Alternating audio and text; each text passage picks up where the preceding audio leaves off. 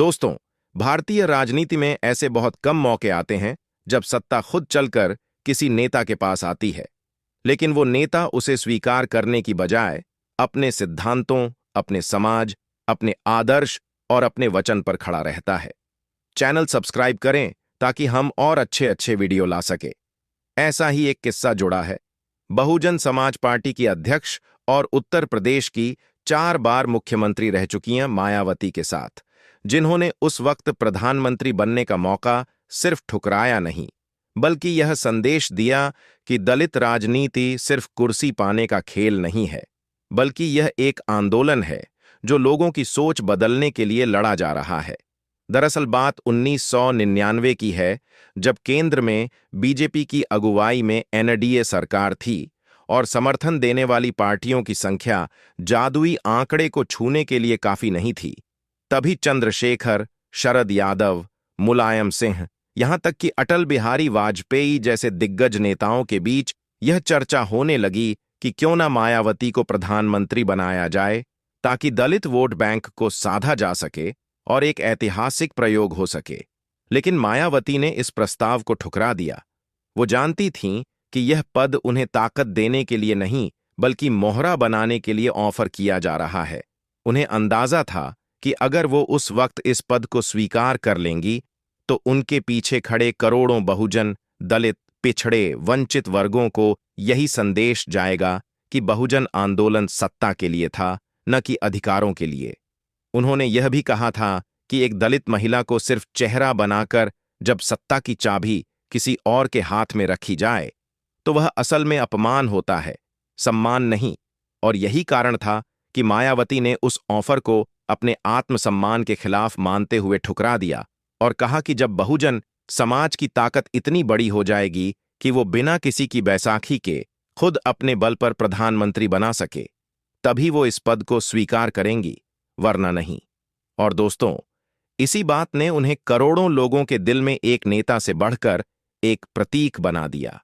प्रतीक आत्मसम्मान का, प्रतीक संघर्ष का, प्रतीक उस विचारधारा का जो कहती है कि हम बिकेंगे नहीं, झुकेंगे नहीं, बल्कि तब तक रुकेंगे नहीं जब तक अपनी लड़ाई को मुकाम तक नहीं पहुंचा देंगे। मायावती को उस वक्त के बड़े राजनीतिक दलों ने समझाया, मनाया, कई शर्तों पर समर्थन का आश्वासन दिया। यहां तक कि कुछ मीडिया रिपोर्ट्स के अनुसार उन्हें उप प्रधानमंत्री पद का ऑफर भी दिया गया, लेकिन वो टस से मस नहीं हुई। उन्होंने अपने सहयोगियों से कहा कि अगर आज मैंने सत्ता की लालसा में यह पद स्वीकार कर लिया, तो इतिहास मुझे एक अवसरवादी नेता के रूप में याद रखेगा, और मैं नहीं चाहती कि मेरे पीछे आने वाली पीढ़ियां यह सोचें कि आत्मसम्मान की कीमत सत्ता होती है।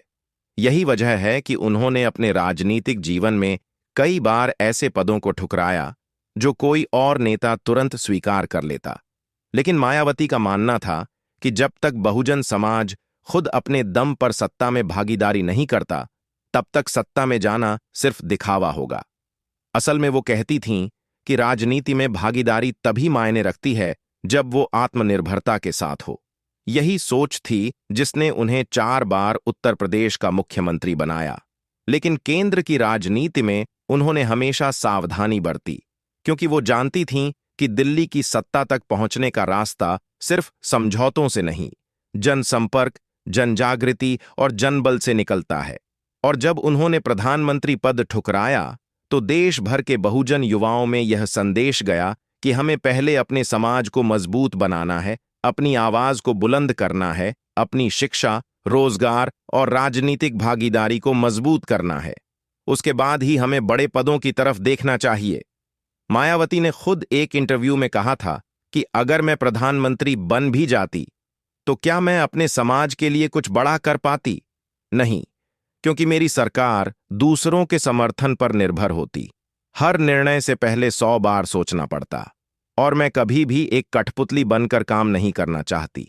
यही उनके विचार थे, और यही वजह थी कि उन्होंने प्रधानमंत्री बनने जैसे सबसे बड़े ऑफर को ठुकराकर न सिर्फ खुद की नैतिक ऊंचाई को और ऊंचा किया, बल्कि अपने पूरे समुदाय के आत्मसम्मान को भी दुनिया के सामने स्थापित किया। इसीलिए आज भी जब लोग मायावती को याद करते हैं, तो सिर्फ एक नेता के रूप में नहीं, बल्कि एक विचार के रूप में, एक आंदोलन के स्वरूप में देखते हैं, जो कहता है कि सत्ता मिल जाए तो ठीक, ना मिले तो भी अपने सिद्धांतों से समझौता नहीं करना चाहिए। मायावती के इस फैसले ने उन्हें न सिर्फ राष्ट्रीय राजनीति में एक अलग दर्जा दिलाया, बल्कि विरोधी खेमे में भी उन्हें गंभीरता से लिया जाने लगा, क्योंकि उन्होंने यह साबित कर दिया कि वो किसी के मोहरे नहीं हैं, बल्कि अपनी चाल खुद चलती हैं। और यही वो गुण है जो उन्हें बाकी नेताओं से अलग करता है, क्योंकि जब पूरे देश में राजनीति सत्ता की जोड़तोड़ बन चुकी थी, तब मायावती ने उस कुर्सी को ठुकराकर दिखा दिया कि असली ताकत पद में नहीं, उस विचार में होती है जो समाज को बदलने की क्षमता रखता है।